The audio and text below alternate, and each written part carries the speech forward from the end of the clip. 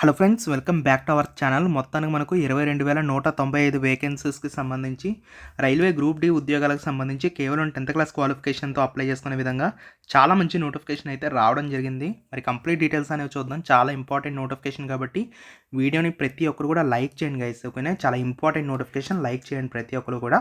మరి నోటిఫికేషన్ సంబంధించి ముందుగా ఇంపార్టెంట్ డేట్స్ అనేవి చూద్దాము. సో దీనికి సంబంధించిన అప్లికేషన్స్ అనేవి మనకు జనవరి 31, 2026 నుంచి మనకు 2 మార్చ్ 2026 వరకు అప్లికేషన్స్ అనేవి పెట్టుకునే ఛాన్స్ అయితే ఇవ్వడం జరిగింది. ఓకేనా, సో వీటికి సంబంధించి టోటల్గా మనకు వేకెన్సీస్ చూసుకున్నట్లయితే 22,195 వేకెన్సీస్ అనేవి ఉన్నాయి. ఏజ్ చూసుకున్నట్లయితే మనకు 18 నుంచి 33 సంవత్సరాల వరకు కూడా ఏజ్ అయితే ఉండాలి. 1/1/2026 అనేది కట్ ఆఫ్ డేట్గా ఇచ్చారు.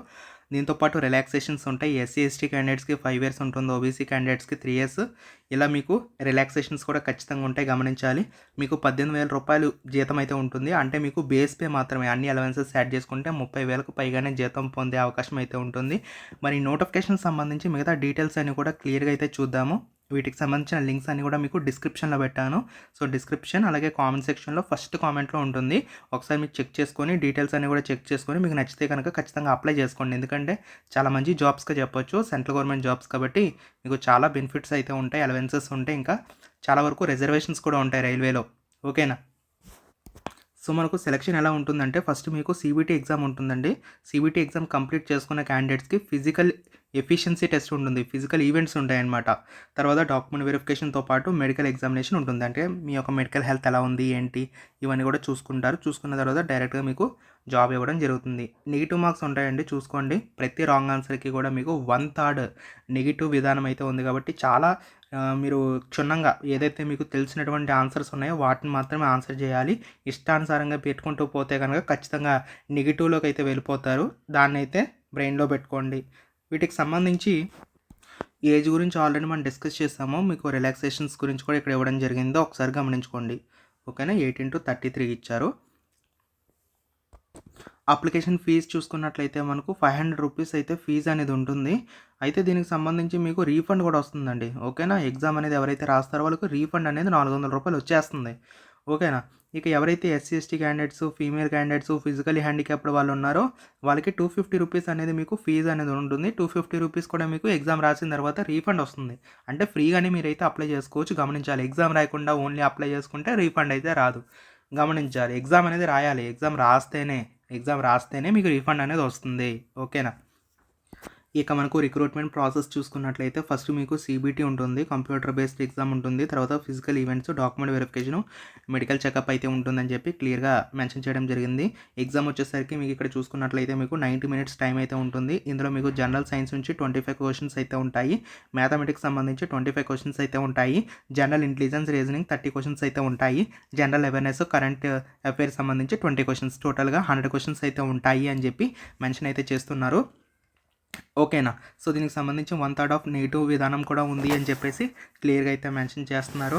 సో దీనికి సంబంధించిన సిలబస్ కూడా మనకైతే ఇవ్వడం జరిగింది. ఆ సిలబస్లో ఏమేమి చదువుకోవాలి ఏంటి క్లియర్గా ఇచ్చారు నోటిఫికేషన్లో. అఫీషియల్ నోటిఫికేషన్ అయితే డిస్క్రిప్షన్లో పెడతాను, డౌన్లోడ్ చేసుకుంటే మీ డీటెయిల్స్ అయితే కనిపిస్తాయి. వన్స్ అది కంప్లీట్ చేసుకున్న క్యాండిడేట్స్కి ఫిజికల్ ఎఫిషియన్సీ టెస్ట్ అయితే ఉంటుంది. మేల్ క్యాండిడేట్స్కి సెపరేట్గా, ఫీమేల్ క్యాండిడేట్స్కి సెపరేట్గా ఉంటుంది.